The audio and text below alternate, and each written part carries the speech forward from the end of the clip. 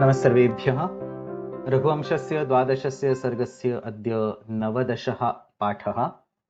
प्रारम्भे वन्दनम्। वागर्थाविव सम्पृक्तौ वागर्थप्रतिपत्तये जगतः पितरौ वन्दे पार्वती परमेश्वरौ। रघुवंशस्य 10 श्लोकान् आदौ पठामि।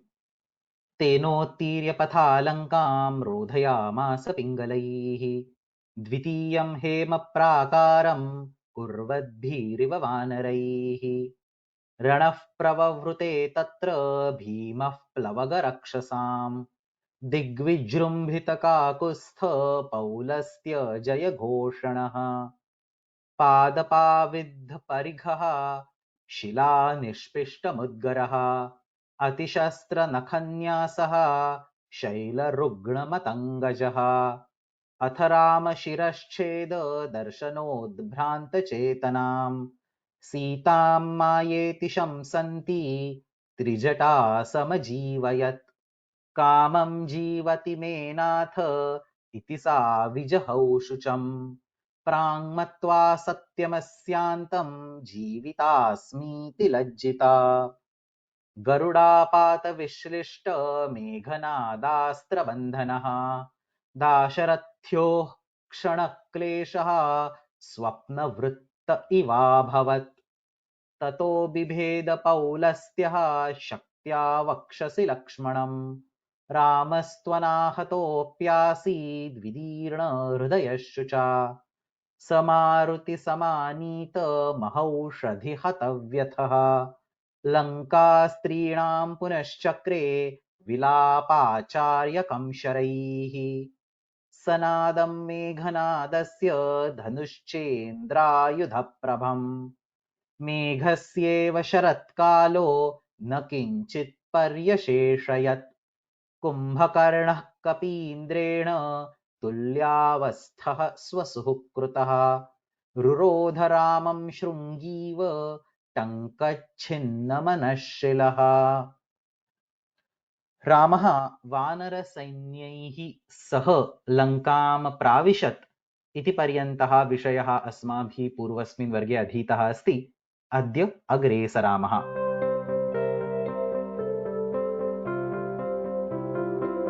रघुवंशस्य 12 सर्गस्य 270तमः श्लोकः। रणः प्रववृते तत्र भीमः प्लवगरक्षसाम्। दिग्विजृम्भितकाकुत्स्थ पौलस्त्य जयघोषणः। इदानीं रामरावणयोर्मध्ये इत्युक्ते वानरसेना तथा राक्षससेना एतयोर्मध्ये युद्धं प्रारभत इति अस्य श्लोकस्य आशयः अस्ति। सरलः श्लोकः। रणः प्रववृते तत्र भीमः प्लवगरक्षसां दिग्विजृम्भितकाकुत्स्थ पौलस्त्य जयघोषणः। प्रववृते इति क्रियापदं। प्रारभत प्रारब्धं प्र उपसर्गपूर्वकः वृत इति धातुः अस्ति। लिट् लकारस्य प्रथमपुरुष एकवचनं प्रववृते प्रारब्धं। किं प्रारब्धं? रणः अकारान्त पुल्लिङ्ग शब्दः अस्ति। रणः युद्धम् इति अर्थः। अस्त्रियां समरानीकरणाः कलह विग्रहौ। अस्त्रियाम् इत्युक्ते नपुंसके तथा च पुल्लिङ्गे उभयथा एते सर्वे शब्दाः प्रयुज्यन्ते। अत्र श्लोके पुल्लिङ्गवाचिनः शब्दस्य प्रयोगः कृतः अस्ति। रणः अकारान्त पुल्लिङ्गशब्दः युद्धं प्रारभत। कुत्र प्रारभत? तत्र इत्युक्ते लङ्कायां प्रारभत। केषां मध्ये इदं युद्धं प्रारभत?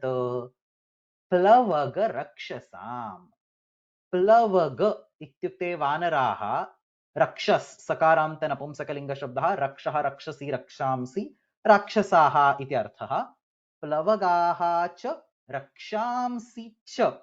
There is a typing mistake over here. प्लवगाः च रक्षांसि च इति प्लवग रक्षांसि द्वन्द्व समासः अस्ति। वानर राक्षसाः इति अर्थः। तेषाम् इत्युक्ते वानराणां राक्षसानां च मध्ये भीमः इत्युक्ते भयङ्करः। भयङ्करः रणः प्रववृते भयङ्करं युद्धं प्रारभत इति प्रथमायाः पङ्क्तेः आशयः। इदानीं द्वितीयायां पङ्क्तौ एकमेव बृहत् समस्तपदमस्ति दिग्विजृम्भितकाकुत्स्थ पौलस्त्य जयघोषणः। प्रथमा एकवचने इदं पदं वर्तते। इदं पदं रणः इत्यस्य विशेषणरूपेण अत्र स्थापितम् अस्ति। अतः रणस्य वर्णनं कथं कृतमस्ति? कीदृशं रणं? दिग्विजृम्भित काकुत्स्थ पौलस्त्य जयघोषणः। क्रमेण पश्यामः। काकुत्स्थः इत्युक्ते रामः, ककुत्स्थस्य अपत्यं पुमान्। पौलस्त्यः इत्युक्ते रावणः, पुलस्त्यस्य अपत्यं पुमान्। अतः काकुत्स्थः तथा च पौलस्त्यः एतयोः द्वन्द्वसमासेन काकुत्स्थपौलस्त्यौ एतयोः इत्युक्ते काकुत्स्थस्य तथा च पौलस्त्यस्य जयघोषणः। जयः इत्युक्ते विजयः, घोषणः इत्युक्ते आक्रोशनम्, उच्चैः निदर्शनं, चियरिंग अप और shouting in favour of somebody। विजयः भवतु इति उच्चैः क्रन्दनम्। अतः वानराः रामस्य जयः भवतु, रामः जयतात् इति आक्रन्दन्। राक्षसाः तु रावणः जयतात् इति अघोषन्। अतः काकुत्स्थपौलस्त्य जयघोषणम्। काकुत्स्थः च पौलस्त्यः च इति काकुत्स्थपौलस्त्यौ तयोः इत्युक्ते काकुत्स्थपौलस्त्ययोः जयघोषणम्।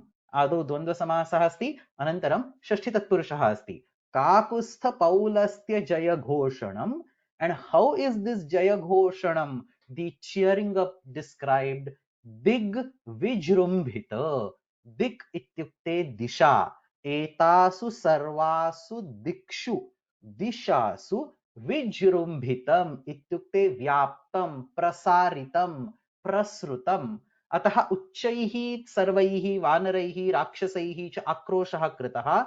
अयम् आक्रोशः सर्वासु दिक्षु सर्वासु दिशासु प्रसारितः अभवत्। अनेन आक्रोशेन सर्वाः दिशाः सर्वाः दिशः व्याप्ताः जाताः इति आशयः। सो दिक्षु विजृम्भितम् इति दिग्विजृम्भितं सप्तमी समासः अस्ति। सर्वासु दिशासु व्याप्तं प्रसारितम् इति अर्थः। किं प्रसारितं? जयघोषणं प्रसारितम्। So the final samasa is now bahuvrihi। दिग्विजृम्भितं काकुत्स्थपौलस्त्य जयघोषणं यस्मिन् सहा। सर्वासु दिक्षु व्याप्तं रामस्य रावणस्य च जयघोषणं यस्मिन् वर्तते सः रणः। पुल्लिङ्गे अस्ति, अतः बहुव्रीहि समासेनापि पुल्लिङ्गपदं सिद्ध्यति। दिग्विजृम्भितं काकुत्स्थपौलस्त्य जयघोषणं यस्मिन् सः दिग्विजृम्भितकाकुत्स्थपौलस्त्य जयघोषणः रणः। तद्युद्धं यस्मिन् वानराः राक्षसाः च सर्वान् दिशः व्याप्यमानाः जयघोषणाः, द्वितीया बहुवचनं, व्याप्यमानाः जयघोषणाः अददुः इति आशयः। कः अन्वयः? तत्र प्लवगरक्षसां भीमः दिग्विजृम्भितकाकुत्स्थपौलस्त्य जयघोषणः रणः प्रववृते। अर्थः लङ्कायां राक्षसानां वानराणां च भयङ्करं युद्धं प्रारभत। तस्मिन् युद्धे वानराणां रामः जयतात् इति घोषणा, तथा च रक्षसां रावणस्य जयः भवतात् इति घोषणाः सर्वासु दिक्षु प्रसारिताः अभवन्। जयतात् इति लोट् लकारस्य रूपमस्ति। जयतु नो चेत् जयतात्। सो जयतु जयतात् जयतां जयन्तु। सिमिलर्ली जय जयतात् जयतं जयत। सो जयतात् इति लोट् लकारस्य प्रथमपुरुषस्य मध्यमपुरुषस्य च एकवचनस्य रूपमस्ति। आशिर् लोट् लकारे इत्युक्ते लोट् लकारः यदा एतादृशं भवतु इति मम इच्छा अस्ति अस्मिन् अर्थे प्रयुज्यते, तदा तत्र जयतात् जयतु इत्यस्य स्थाने जयतात् इति तातं प्रत्ययान्तं रूपं प्रयोक्तव्यम्। अतः रामः जयतात् रावणस्य जयः भवतात् इति घोषणाः सर्वासु दिक्षु प्रसारिताः अभवन्।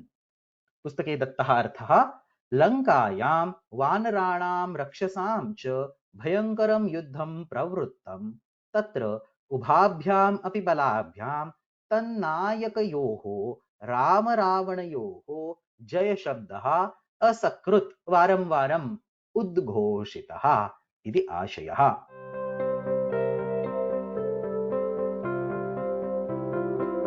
रघुवंशस्य 12 सर्गस्य 370तमः श्लोकः। पादपाविद्धपरिघः शिलानिष्पिष्टमुद्गरः अतिशस्त्रनखन्यासः शैलरुग्णमतङ्गजः। चत्वारः शब्दाः सन्ति। किमपि अत्र श्लोके क्रियापदं नास्ति, कोऽपि विषयः नास्ति। चत्वारः भिन्नाः प्रथमायाम् एकवचने प्रयुक्ताः शब्दाः पूर्वस्मिन् श्लोके विद्यमानः रणः इति शब्दस्य विशेषणरूपेण उक्ताः वर्तन्ते। So shloka has 4 words, 4 distinct visheshanas of ranaha. Padapa parighaha, shila nishpishtamudgaraha, atishastra nakhanyasah, shaila rugna matangajaha. सर्वेपि शब्दाः पूर्वस्मिन् श्लोके यद् अस्माभिः रणं दृष्टं दिग्विजृम्भितकाकुत्स्थ पौलस्त्य जयघोषणः रणः तस्यैव अत्र अन्ये विशेषणशब्दाः सन्ति। अतः किं विधः रणः? प्रथमं विशेषणं पादप आविद्ध परिघः रणः। पादपः इत्युक्ते वृक्षः, पादैः पिबति, ड्रिंक्स विद द रूट्स, अतः पादपः इत्युक्ते वृक्षः। आविद्धः व्यध ताडने इति धातोः क्त प्रत्ययन्तरूपं व्यधित इति न भवति, विद्ध इति भवति। व्यध प्लस क्त इज विद्ध। सो आविद्ध इत्युक्ते भग्नम्। किम आविद्धं? परिघः। परिघः इत्युक्ते गदाः, लोहस्य शस्त्राणि, लोहस्य काष्ठानि। कथम अयं शब्दः सिद्ध्यति? परितः हन्यते। So a gada can be swirled in the air and it can hit in all the directions. अतः परितः हन्यते इति परिघः सर्वासु दिक्षु येन हन्तुं शक्यते सः परिघः गदा इति अर्थः। एताः गदाः कस्य समीपे आसन् इति चेत् राक्षसानां समीपे आसन् इति अत्र आशयः अस्ति। So not all vanaras had gada, maybe some more important vanaras would have probably had gada, but atra asmin shloke gadaha kasya astra rupena uktamasti? Rakshasanam astra rupena. Etaha gadaha, etasam gadanam, etesham parighanam kim abhavat? Padapaihi aviddham. So the vanaras used the trees, used the vrukshas, they hit the rakshasas and their gadas with the vrukshas. vrukshaihi gadanam bhanjanam abhavat. अतः पादपैहि आविद्धः परिघः यस्मिन्. सो पादपैहि आविद्धाः इति पादपाविद्धाः, पादपाविद्धाः परिघाः यस्मिन् तद् पादपाविद्धः रणः। रणस्य प्रथमं विशेषणमस्ति। तत् युद्धं यत्र वृक्षैः गदानां भञ्जनम् अभवत्। युद्धे वानराः वृक्षैः रक्षसाम् उपरि प्रहारान् कुर्वन् एतैः प्रहारैः रक्षसां गदाः भग्नाः जाताः। अतः अत्र रणस्य वर्णनं पादपाविद्धपरिघः रणः इति कृतमस्ति। इति प्रथमः शब्दः। द्वितीयः शब्दः शिलानिष्पिष्टमुद्गरः। Similar meaning, a different kind of weapon on the Rakshasa side, a different kind of weapon on the Vanara side, and Vanaras are going to destroy the weapon on the Rakshasas. Same theme over here. So Shila ityukte pashanah, Nishpishtaha ityukte churnīkrutaha, Mudgaraha itopi anyat ekam shastram, lohasya shastram, a hammer like weapon. So Shilabhihi nishpishtaha, पाषाणैः चूर्णीकृताः मुद्गराः। अतः वानराः पाषाणैः रक्षसां मुद्गराणां चूर्णं कृतवन्तः। यथा वृक्षैः गदानां भञ्जनं कृतवन्तः तथैव शीलाभिः पाषाणैः मुद्गराणाम् अपि नाशं कृतवन्तः, चूर्णं कृतवन्तः। शीलानिष्पिष्टाः मुद्गराः यस्मिन् सः शीलानिष्पिष्टमुद्गरः रणः। अतः द्वितीयं विशेषणं तद्युद्धं यत्र पाषाणैः मुद्गराः चूर्ण्यभवन् इत्यस्य अर्थस्य निर्देशार्थं प्रयुक्तमस्ति शीलानिष्पिष्टमुद्गरः रणः। वानराः शिलाखण्डान् उत्थाप्य राक्षसानाम् उपरि अक्षिपन् अनेन राक्षसानां मुद्गराणां चूर्णम् अभवत्। तृतीयं विशेषणम् अतिशस्त्रनखन्यासः। नखः इत्युक्ते कररूहः, we have seen this word in Shurpanakha also. न्यासः इत्युक्ते निक्षेपः, चिह्नम्, again we have seen this word. भरता took रामास पादुका न्यास इव तत्र राज्यस्य पालनम् अकरोत् इति अस्माभिः पूर्वं दृष्टमस्ति। अतः न्यासः इत्युक्ते निक्षेपः, चिह्नम्. So नखैः कृतः न्यासः. Vanaras had nakha. With those nakhas, Vanaras made chinhas, made marks, scratches on Rakshasas' bodies. So those are nakhanyasaha. Nakhaihi krutaha nyasaha nakhanyasaha. Kidrishaha nakhanyasaha atishastraha. Shastranam apekshaya api adhikaha. So Rakshasas had weapons. Using those weapons, Rakshasas were making marks on Vanara's bodies. As compared to that, Vanaraihi swasya nakhaihi krutani चिह्नानि तीव्राणि आसन. अतः अतिशस्त्रः अतिक्रान्तं शस्त्रं शस्त्रस्य तुलनया अधिकः एतादृशं चिह्नं यस्मिन् रणे वर्तते तादृशः अतिशस्त्रनखन्यासः रणः.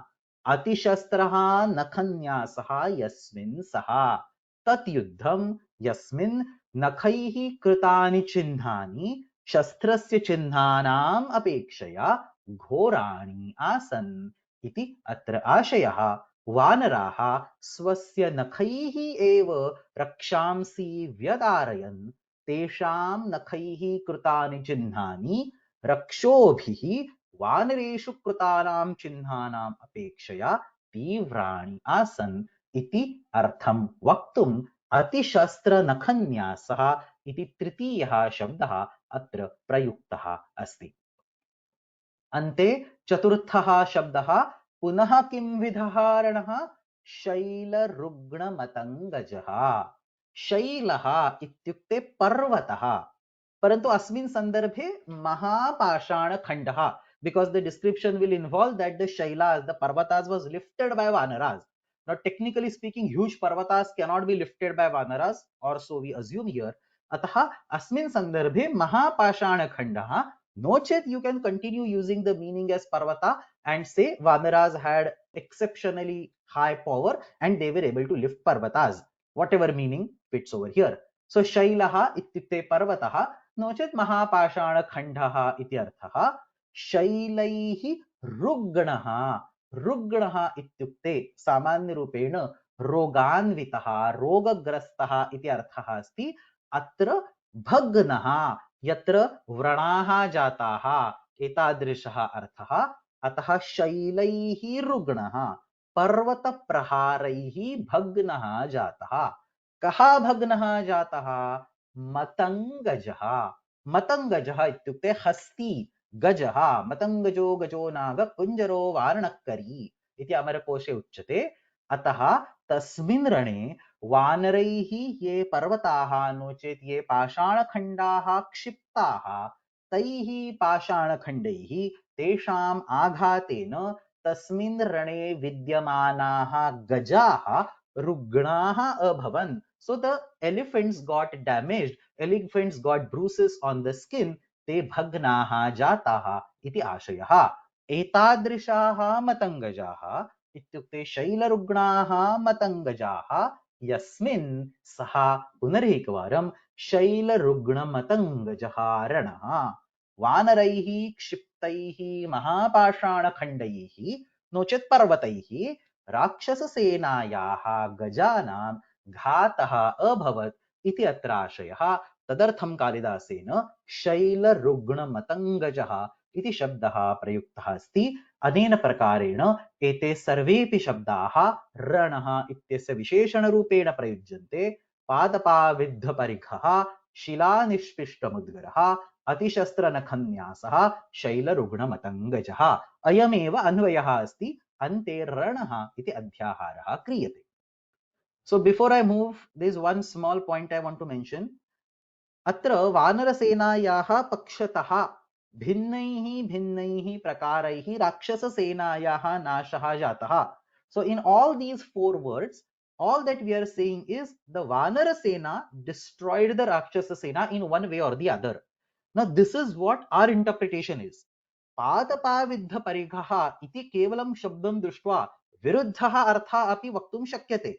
इत्युक्ते वानराणां समीपे गदाः आसन्, राक्षसैः पादपाः क्षिप्ताः, यैः वानराणां गदायाः नाशः जातः इति किञ्चिदपि वक्तुं शक्यते।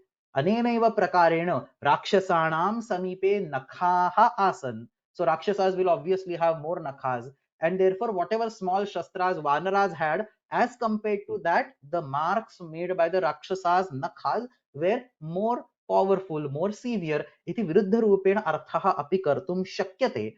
परन्तु अत्र रामायणस्य इत्युक्ते रामस्य वर्णनं कृतमस्ति, अतः रामस्य पक्षः एव श्रेष्ठः इति वक्तव्यं। पुस्तके अपि तादृशः एव अर्थः दत्तः अस्ति, अतः अस्माभिः अपि तादृशः एव अर्थः स्वीक्रियते। परन्तु विरुद्धरूपेण अर्थविधानं क्रियते चेदपि व्याकरणरूपेण नो चेत् तत्र कथायाः कृते कोऽपि दोषः न जायते।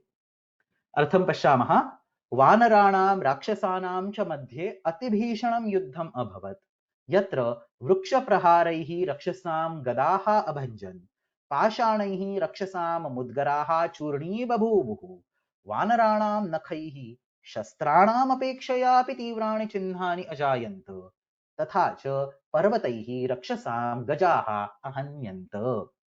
पुस्तके दत्तः अर्थः, तस्मिन् वानर राक्षस युद्धे वानराणां बलमेव प्रवृद्धम् अदृश्यत। राक्षसानां परिघाः वृक्षैः, मुद्गराः प्रस्तरैः, गजदलानि च शैलाघातैः वानरैः हतानि। अपि च ते वानराः शस्त्रघातम् अतिवर्तमानैः नखविदारणैः राक्षसान् अपीडयन् इति पुस्तकस्थः अर्थः।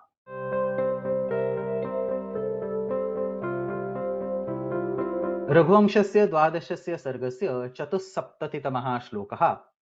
अथ रामशिरश्छेद दर्शनोद्भ्रान्तचेतनां सीतां मायेति शंसन्ति त्रिजटा समजीवयत्।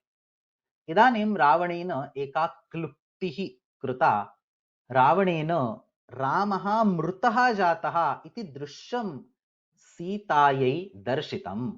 तद्दृष्ट्वा सीता मूर्छिता जाता इति अत्र आशयः अस्ति। अथ राम शिरश्छेद दर्शन उद्भ्रान्तचेतनां समस्तपदमस्ति। सीतां माया इति शंसन्ति त्रिजटा समजीवयत्। कथाभागम् आदौ वदामि। रावणेन विद्युज्जिह्मः इत्याख्यः कश्चन मायावी राक्षसः आसीत्। तस्य राक्षसस्य साहाय्येन मायाजालम् एकं निर्मितम्, अ हिप्नोटिक एन्वायरमेंट। रामस्य माया निर्मितं छिन्नं शिरः, he created a cut head. So basically he created only the head of Rama, and he took that head and went to Sita and showed that I have killed your husband now. So Ramasya maya nirmitam छिन्नं शिरः रावणेन सीतायै दर्शितम्। किमर्थं दर्शितं? तस्य हेतुः कः आसीत् इति चेत् रामः मृतः इति ज्ञात्वा तु सीता मम वशं यायात्. At least now that Rama is not there, she will agree to be my wife. इति तस्य हेतुः आसीत्। तत् शिरः दृष्ट्वा सीता मूर्छिता अभवत्. So she fainted, she lost consciousness. ततः त्रिजटा.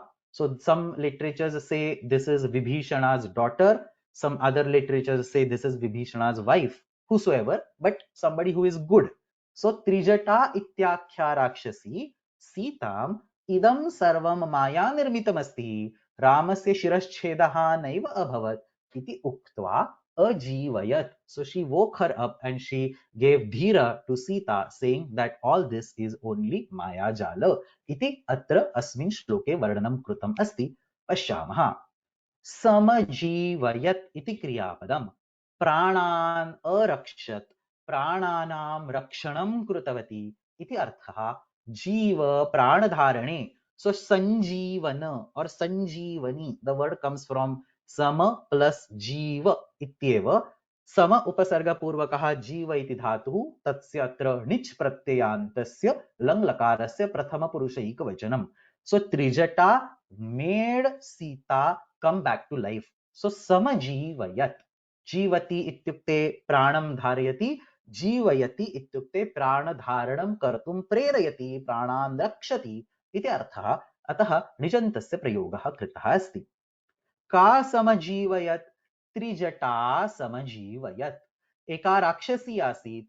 रावणेन सीतायाः सान्निध्ये इयं त्रिजटा स्थापिता आसीत्.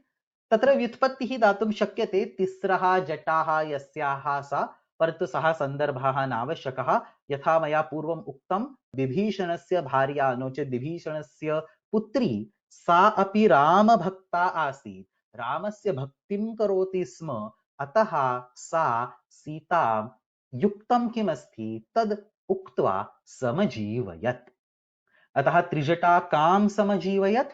सीतां समजीवयत्. कथं समजीवयत्? माया इति शंसन्ति सति.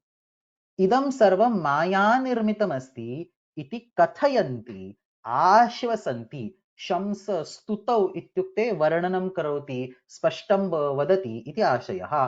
तस्य शत्रुप्रत्ययान्तस्य स्त्रीलिङ्गे प्रयोगः कृतः अस्ति. इदं सर्वं माया निर्मितम् इत्युक्ते रावणेन कृतं कपटमस्ति, इन्द्रजालादिकम् अस्ति. रावणेन कपटेन रामस्य शिरश्छेदस्य मायाजालं सीतायै दर्शितमस्ति. वस्तुतः तु रामः जीवितः एव अस्ति इति सर्वम् उक्त्वा त्रिजटा सीताम् अजीवयत्. माया इति शंसन्ति त्रिजटा सीतां समजीवयत्. कीदृशी Sita? So the remaining part, the earlier part of the story, she looked at that Shira and fainted. All that comes as a visheshana of Sita. So कीदृशी सीता? राम शिरश्छेद दर्शनोद्भ्रांत चेतना Sita. What is the padavigraha? Ram शिरश्छेद दर्शन उद्भ्रांत चेतना. उद्भ्रांत भ्रम इति धातुः अस्ति. विकलः विह्वलः, lost the senses. So usually bhrama dhatu is used in the meaning of भ्रमणं, to go and so on. परन्तु भिन्नः अर्थः अपि अस्ति, losing the mental balance, भ्रमः जातः इति अपि वयं वदामः. सः अर्थः अत्र अस्ति. विकलः विह्वलः, fainted, lost the balance of mind and so on. अतः उद्भ्रांत चेतना, बुद्धिः संवेदना उपलब्धिः, चेतना उद्भ्रांता यस्याः सा, यस्याः संवेदनाः विकलाः जाताः, या मूर्छिता अभवत्, तादृशी उद्भ्रांत चेतना सीता. केन कारणेन उद्भ्रांत चेतना? राम शिरश्छेद दर्शनेन. So that's the remaining part of this line. Ram शिरः, रामस्य शिरः, रामस्य शीर्षं. शिरः इति सकारान्तः शब्दः अस्ति. शिरः शिरसि शिरांसि, रामस्य शिरः रामस्य मस्तकं, तस्य छेदः छेदनं कर्तनं. So Ram शिरसः छेदः, Ram शिरस् plus छेदः.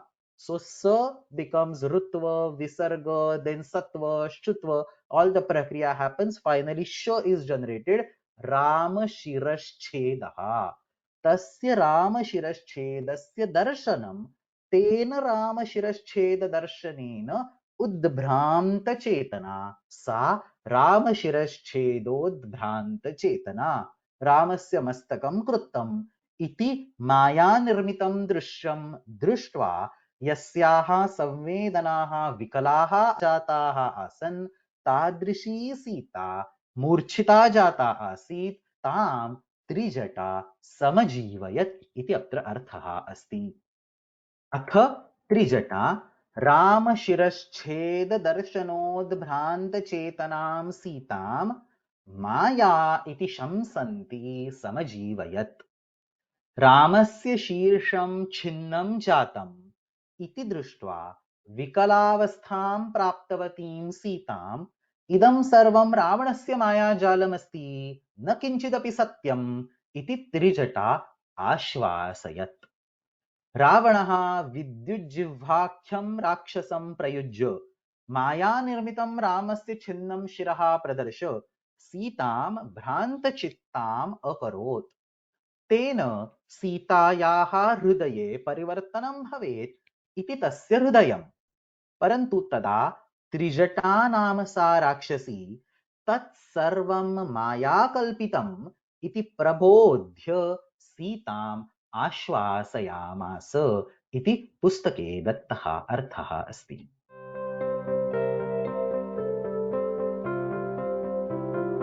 रघुवंशस्य 12 सर्गस्य 75तमः श्लोकः। कामं जीवति मे नाथ इति सा विजहौ शुचम् प्राङ्मत्वा सत्यमस्यान्तं जीवितास्मीति लज्जिता. Again, the first line people can write, but second line, the essence that Kalidasa has conveyed is beyond our even imagination. पश्यामः पदच्छेदः कामं जीवति मे नाथ इति सा विजहौ शुचं सरलः अर्थः प्राक् मत्वा सत्यम् अस्य अन्तं जीविता अस्मि इति लज्जिता इति द्वितीयं वाक्यं। सो प्रथमं वाक्यम् अत्र सा शुचं विजहौ। सा इत्युक्ते सीता, शुचम् इत्युक्ते शोकं दुःखं। चकारान्त स्त्रीलिंग शब्दः अस्ति शुच् मन्युशोकौ तु शुक् स्त्रियाम् इति अमरकोशे। अस्य शब्दस्य रूपाणि शुक् शुचौ शुचः शुचं शुचौ शुचः शुचा शुग्भ्यां शुग्भिः अनेन प्रकारेण भवन्ति। अस्य द्वितीया एकवचनं शुचम् इत्युक्ते दुःखं शोकम् इति अर्थः। विजहौ अत्यजत् वि उपसर्गपूर्वकस्य हा इति धातोः लिट् लकारस्य प्रथमपुरुष एकवचनमस्ति। सीता दुःखम् अत्यजत्। दुःखेन सा मूर्छिता जाता आसीत्। इदानीं त्रिजटा तां समजीवयत् सर्वं वृत्तान्तं न्यवेदयत्। तत्सर्वं श्रुत्वा इत्युक्ते किं श्रुत्वा मे नाथः कामं जीवति। कामं जीवति मे नाथ इति श्रुत्वा इति दृष्ट्वा इति ज्ञात्वा अवगम्य सा शुचं विजहौ सा दुःखं त्यक्तवती। मे इत्युक्ते मम, नाथः इत्युक्ते स्वामी पतिः भर्ता, कामम् इत्युक्ते यथेष्टम् as per my wish, as I wanted him to live not to die, and just like my wish he is alive. So यथेष्टम् जीवति जीवितः अस्ति लट् लकारस्य रूपमस्ति। मम पतिः इदानीं सुष्ठु जीवितः अस्ति इति दृष्ट्वा सीता शोकं त्यक्तवती। कामं जीवति मे नाथ इति सा शुचं विजहौ इति प्रथमायाः पङ्क्तेः अर्थः। So far so good. And then comes Kalidasa's master stroke. Having said that she was actually happy or she stopped worrying given that Rama was alive, Agre Kalidasah kim vadati sa lajjita api asit. She was ashamed. Lajjita, lajja asya sanjata. This is not a kta pratyanta word. There is no lajja dhatu. लज्जा अस्य संजाता अत्र तद्धित सम्यकः इत्तच् इति प्रत्ययः अस्ति। लज्जितः इत्युक्ते तस्यस्य लज्जा आगता, the one who is ashamed. किमर्थं लज्जितः आसीत् तत्सर्वम् अत्र द्वितीयायां पङ्क्तौ उच्यते। प्राक् अस्य अन्तं सत्यं मत्वा अपि जीविता अस्मि. Understand Sita's style of thinking and understand the way Kalidasa is trying to put that in front of us. When Sita wakes up, the second thing that she realizes is that nothing bad has happened and Rama is safe. But that's the second thing. What is the first thing that she realizes? Even before she understands and digests what Trijata is saying, as soon as she gains back the consciousness, the first thing she realizes is that she is still alive.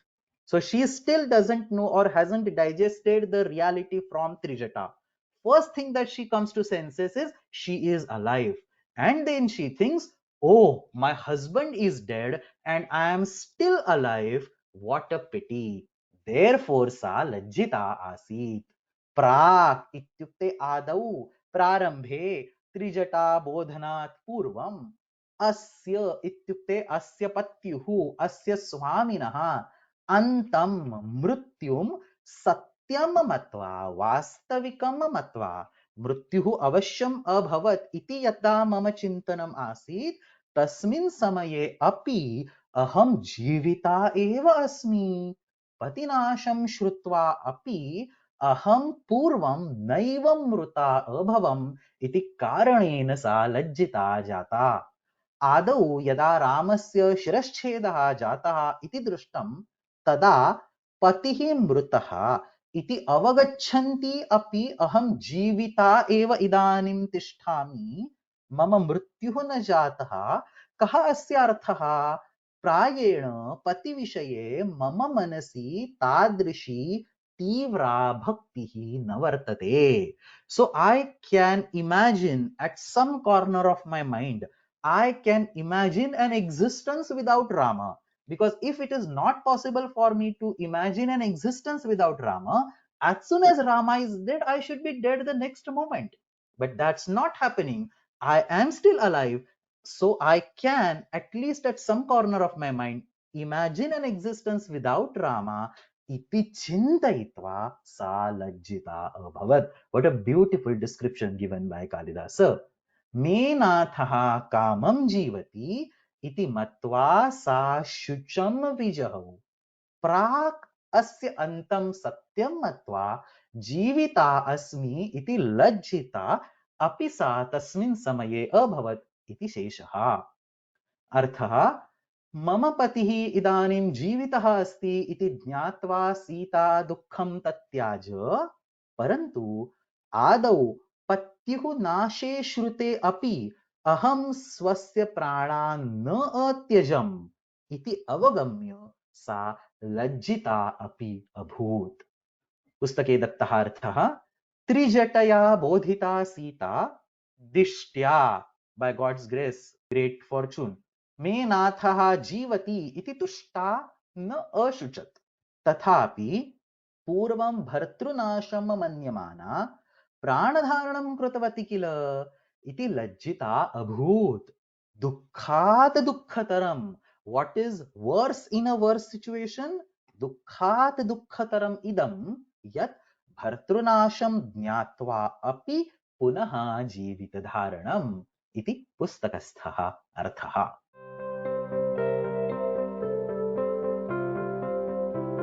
रघुवंशस्य 12 सर्गस्य 670तमः श्लोकः गरुडापातविश्लिष्ट मेघनादास्त्रबन्धनः दाशरथ्योः क्षणक्लेशः स्वप्नवृत्त इवाभवत् इदानीं पुनः युद्धस्य वर्णनं बहु सुन्दरप्रकारेण कृतमस्ति प्रथमा पंक्तिः संपूर्णरूपेण अत्र एकं समस्तपदं वर्तते गरुड आपात विश्लिष्ट मेघनाद अस्त्रबन्धनः दाशरथ्योः क्षणक्लेशः स्वप्नवृत्तः इव अभवत् very beautiful explanation over here क्षणक्लेशः स्वप्नवृत्तः इव अभवत् पश्यामः क्रमेण क्षणक्लेशः क्षणं यावत् क्लेशः किंचित् कालं यावत् दुःखं लब्धम् रामः लक्ष्मणः च किंचित् कालं यावत् दुःखम् अन्वभवत् कीदृशं दुःखम् इति अग्रे आगच्छति परन्तु तस्मात् पूर्वमत्र किंचित् शब्दव्याकरणं पश्यामः क्षणक्लेशः क्षणं क्लेशः इति क्षणक्लेशः अत्यन्तसंयोगे च इत्यत्र द्वितीया तत्पुरुषसमासः अस्ति क्लेशः इत्युक्ते उपदापः, दुःखम्, एतत् क्षणं यावत् जायमानं लभ्यमानं दुःखं स्वप्नवृत्तः, स्वप्ने घटितः वृत्तान्तः। स्वप्ने इत्युक्ते निद्रावस्थायां, स्वप्नावस्थायां जातः, स्वप्नावस्थायां भूतः. So a little pain that they had, a little sorrow that they had, सः वृत्तान्तः यः स्वप्नसदृशः एव भासते, सत्यं न भासते, तादृशः सः क्लेशः अभवत्। एकं क्षणं यावत् अनुभूतः क्लेशः अयं स्वप्नसदृशः एव आसीत् इति ताभ्याम् अमन्यत। कस्य विषये इयं सर्वा चर्चा वर्तते? दाशरथ्योः। दाशरथी इति शब्दस्य षष्ठी द्विवचनं रामस्य लक्ष्मणस्य च विषये। अतः रामस्य क्षणक्लेशः लक्ष्मणस्य क्षणक्लेशः स्वप्नवृत्तः इव अभवत्. Now, what kind of kshanak-klesha, what minor dukkha we are talking about? So, all that is described in the first line as a visheshana of kshanak-klesha. Kidrishaha ayam kshanak-klesha garudapata vishlishta meghanadastra bandhanaha. So, Meghanada, Indrajit threw some nagastra, nagapasha, because of which Rama and Lakshmana got tied. For how much time? Just for a moment. And then suddenly Garuda came over there. Vishnu's Vahana, Garuda came over there, and that Garuda destroyed or killed all the Nagas and made Rama and Lakshmana free. All that happened within few minutes, and therefore that small amount of time in which Rama and Lakshmana were tied in that particular Nagastra felt like just a bad dream. शब्द परिचयं कारयामि. मेघनादास्त्रं, मेघनादस्य अस्त्रं. मेघनादः इत्युक्ते रावणपुत्रः इंद्रजित् मेघं नादयति. So Indra is the Swami of Meghas and he won Indra, Indrajit. So eventually he becomes the Swami of Megha. So Meghas will do the Varsha, will do the noise as per his instructions.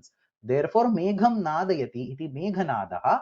नोचेत् मेघस्य नादः इव नादः यस्य उभयथा समासविग्रहः सम्भवति सः मेघनादः तस्य अस्त्रं, तस्य आयुधं, प्रहरणं, शस्त्रम्, अत्र कथाम् अनुसृत्य नागास्त्रं, नागबन्धनम् इति आशयः.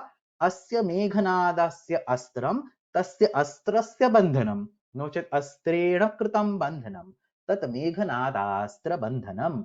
बन्धनम् इत्युक्ते पाशः, नॉट, टू टाई.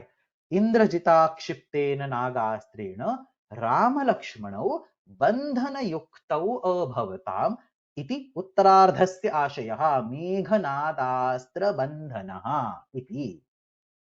पूर्वार्धं पश्यामः. इदं मेघनादास्त्रबन्धनं तस्य विषये किमुक्तमस्ति? विश्लिष्ट, विश्लिष्टमेघनादास्त्रबन्धनं. विश्लिष्टम् इत्युक्ते वियुक्तं, पृथग्भूतं, ब्रोकन अपार्ट, रिलीज्ड.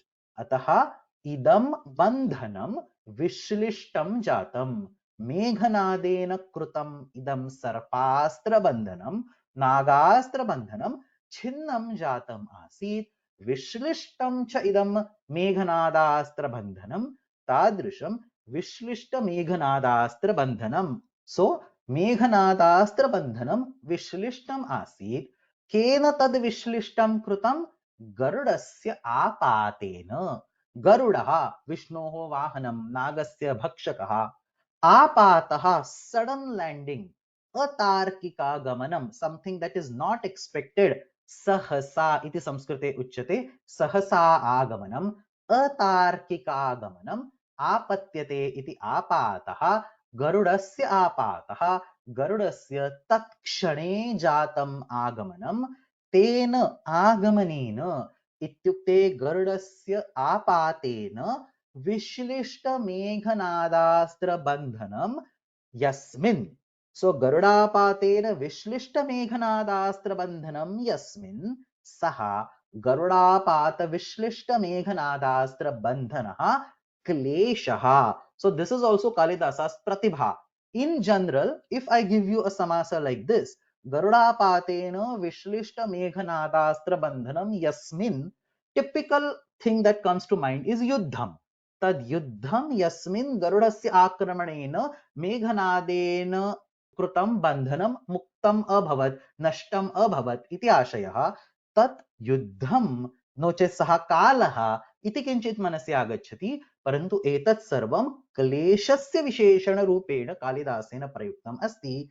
कीदृशं दुःखम् अत्र वर्ण्यते?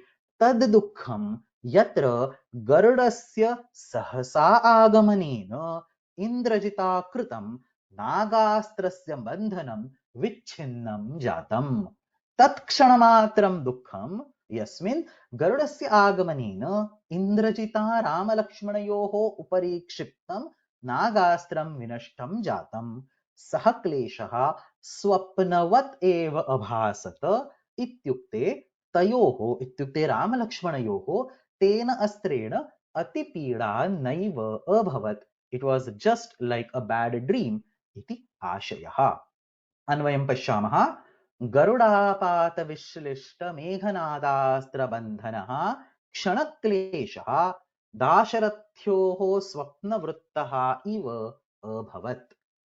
गरुडस्य आगमनेन इन्द्रजिता नागास्त्रैः कृतं बन्धनं यस्मिन् नष्टं जातं तत् क्षणकालं यावत् विद्यमानं दुःखं रामलक्ष्मणौ स्वप्नसदृशम् एव अन्वभवताम् अन्वभवताम्। पुस्तकस्थः अर्थः युद्धे इन्द्रजिता नागास्त्रेण रामलक्ष्मणौ बद्धौ अभवताम्, तथापि सः बन्धनक्लेशः स्वप्नसञ्जातः इव क्षणमात्रम् आसीत्, यतः गरुत्मतः आगमनमात्रेण एव तदस्त्रबन्धः शिथिलितः इति।